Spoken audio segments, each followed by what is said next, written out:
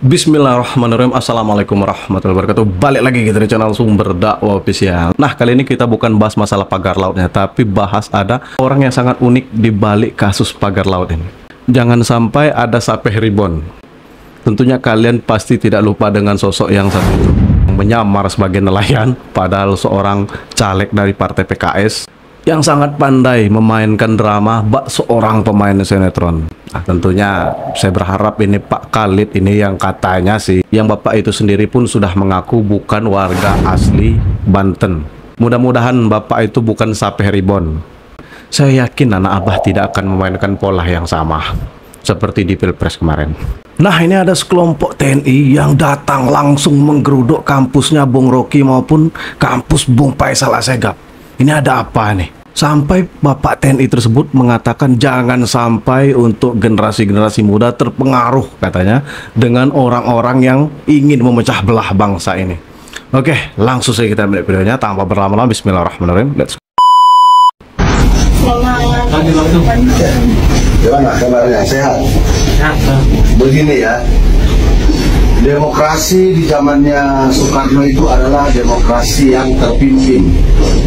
Demokrasi di zamannya Soeharto, demokrasi Pancasila.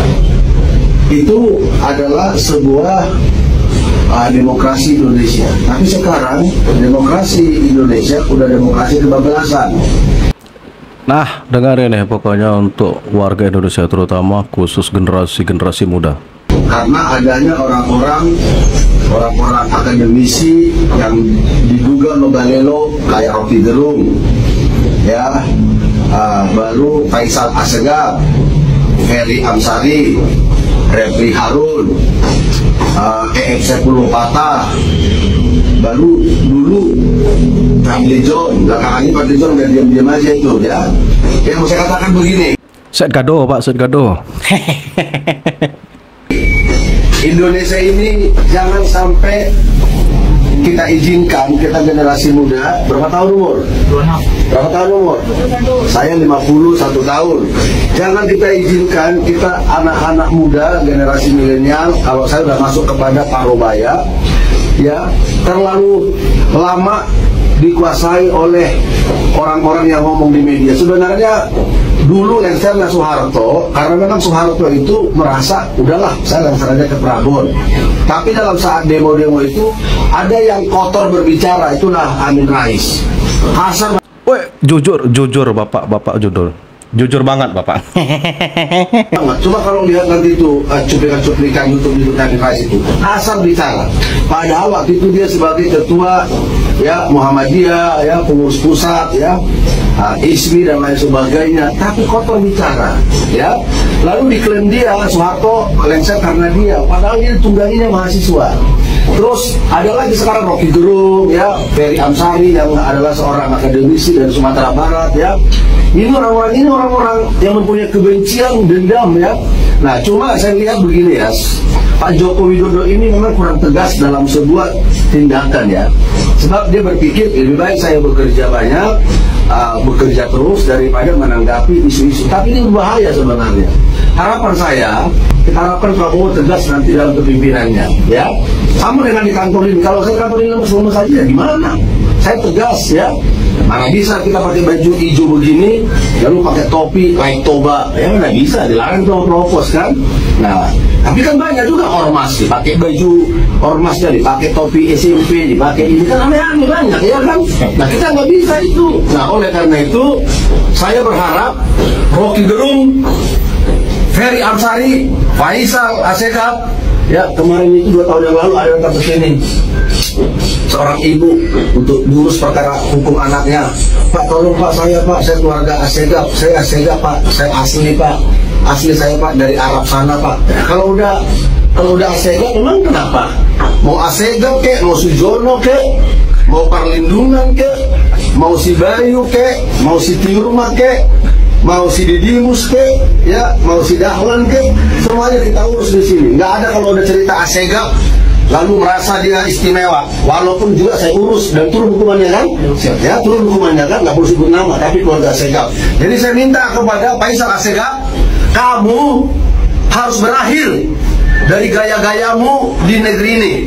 Saya udah cek profil Anda, ya, melantur. Ini kebanyakan dari dosen-dosen ini, ya. Dosen-dosen saya ini mahasiswa fakultas hukum saya ini, ya. Hati-hati orang-orang seperti ini jangan sampai menjadi pengajar ini, jadi dosen ini lama-lama di perguruan tinggi ini atau di universitas ini, bisa bahaya.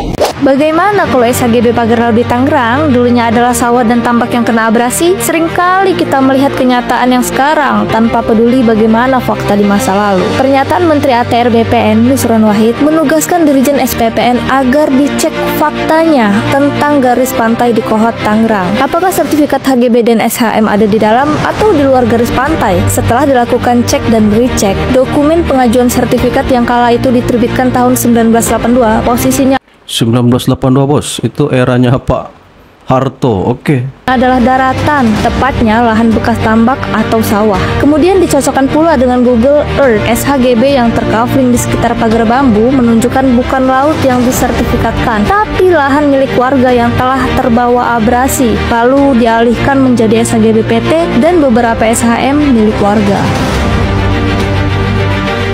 Jokowi nggak bersalah. Kasus pagar laut Tangerang justru disebabkan menteri dan perusahaan yang nakal. Guys, dari kemarin ramai banget spekulasi sebenarnya siapa yang ngasih izin pembuatan pagar laut yang ganggu nelayan Tangerang untuk mencari nafkah. Nah, Jokowi kan sempat disalahin guys, tapi untungnya R. Haidar Alwi kasih pembelaan yang logis buat Jokowi. Bagi pendiri Haidar Alwi Institute ini, Jokowi itu nggak bersalah guys, karena pagar laut nggak cuma ada di Tangerang, tapi juga ada di Laut Bekasi dan Surabaya. Semuanya juga bukan proyek PSN. Pokoknya untuk kalian Pratama 1982. Kok bisa kalian menyalahkan Pak Jokowi? Parah. Jokowi pun juga ngasih izin cuma buat PSN guys. Kalaupun perusahaan tiba-tiba bikin pagar laut, itu artinya mereka yang nakal langgar perizinan. Di sini teknis perizinan yang ngasih juga menteri bukan Jokowi. Menurut kalian, siapa sih guys yang bersalah kasus pagar laut di Tangerang ini? Apa emang perusahaan yang nakal? Masyarakat nelayan yang selama ini di mana kami susah mendapatkan bahan bakar, Pak. Sudah sulit, mahal lagi, Pak. Nah, tentunya kalian pasti ingat dengan yang ini. Karena saya salah satu yang menghentikan reklamasi.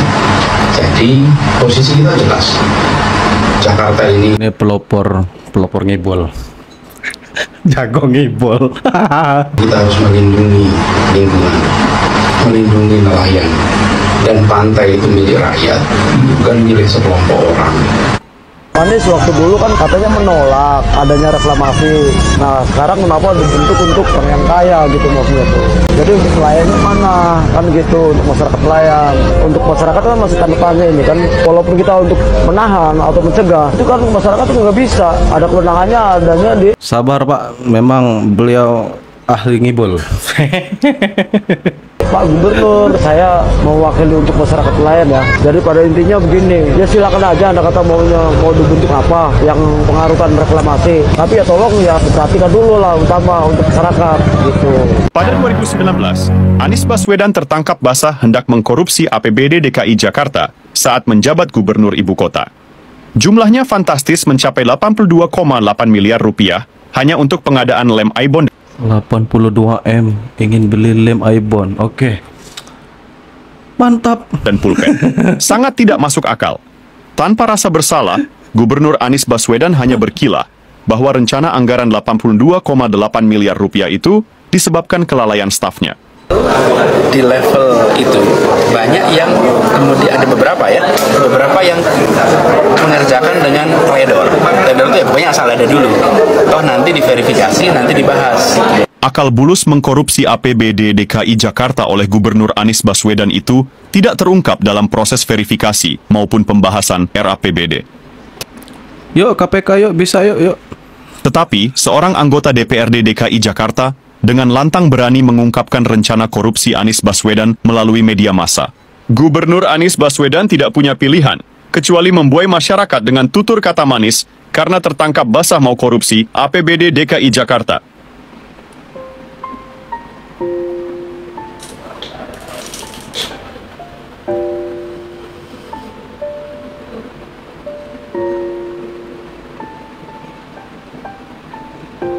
Sebut aja berapa? 11 mas, dari 100. Ini junjungan kalian ya. Perhatikan baik-baik. hebat. Kinerja Pak Prabowo dinilai 11 dari 100. Yakin Pak Anies? Kejam Pak, memang Pak. Sadis Pak. Kalau Pak Prabowo aja dinilai 11 dari 100. Terus Bapak waktu jadi Mendikbudnya Pak Jokowi berapa nilainya Pak? 1 kalau saya rasa Pak. Boro-boro Pak bisa nyampai 4 tahun seperti Pak Prabowo sekarang menjabat sebagai Menhan. Bapak dulu waktu jadi Mendikbud 1 tahun 9 bulan aja udah dicopot sama Pak Jokowi Pak. Apalagi alasan pencopotannya? Kalau bukan kinerja Bapak nggak baik Pak, nggak beres Pak. Satu hal lagi Pak, lupa Bapak dulu pernah dibela, didukung, diperjuangkan oleh Pak Prabowo untuk jadi Gubernur DKI. Lupa Bapak, jangan jadi kacang lupa kulit Pak. Sah Pak untuk mengkritik, boleh mengkritik Pak, tapi jangan juga Bapak mengalahkan segala cara untuk mendapatkan simpati masyarakat. Belum pernah Pak saya lihat pengkhianatan terkejam seperti yang Bapak lakukan kepada Pak Prabowo ini Pak. Belum pernah. Kejam Bapak. Dulu Bapak deketin Pak Prabowo ketika mau menjadi Gubernur DKI. Bapak baik-baikin beliau. Sekarang Bapak mau menjadi presiden, Bapak deketin masyarakat, Bapak baik-baikin masyarakat. Tapi apakah kita mau dilupakan seperti Pak Prabowo lagi? Silakan kawan-kawan sendiri yang memilih. Udahlah, jangan main-main sama diamnya Bapak Jokowi. Kalian tahu kan, kalau orang diam itu, dibaliknya itu menghanyutkan. Diamnya Bapak Jokowi itu langsung mengadu kepada pemilik alam, kepada pemilik semesta, kepada Sang Pencipta. Backingannya Tuhan, backingannya Allah. Lama ini dibilang ternak Mulyono, barisan Mulyono segala macam. Saya bangga jadi ternak Mulyono. Kenapa lu? Bangga jadi ternak Mulyono. Gue bangga ada di barisan Pak Mulyono. Beliau bukan sipil, beliau bukan militer, beliau hanya orang biasa, beliau hanya tukang kayu. Tapi pengaruh Bapak Jokowi untuk negara ini, untuk Indonesia begitu kuat. Buktinya masih banyak warga, masih banyak masyarakat yang merindukan beliau dan menyayangi beliau. Padahal udah sering dibilang loh ya, jangan pernah lawan orang baik karena backingannya penguasa bumi, bukan penguasa negara. Jangan suka mengusik orang baik karena orang baik kalau diusik ngadunya ke penciptanya. Sehat terus ya buat Bapak Jokowi. Dah, pokoknya nilai kalian sendiri. Ini sebenarnya kemunculan Pak Khalid ini ya, kok mengingatkan saya dengan Pak Sape. Banyak ketahuan, memang pandai mereka memainkan sinetron. Jadi ya kubu sebelah 11-12 lah dengan kubu ternak banteng. Sama-sama pandai memainkan drama untuk mencari simpati masyarakat. Dah, pokoknya kalau masalah pagar laut itu udah clear, sertifikatnya itu keluar tahun 1982. Jadi ya lucu sekali jika kalian menyalahkan Pak Jokowi. Dah, pokoknya salam cerdas, salam waras, NKRI harga mati. Jangan mau kita terpecah belah, jangan mau kita dibikin gaduh oleh oknum-oknum yang tidak bertanggung jawab. Dan tentunya selalu support, selalu dukung pemerintahan Pak Prabowo dan Mas Gibran. Wabillahi taufiq wal hidayah. Wassalamualaikum warahmatullahi wabarakatuh.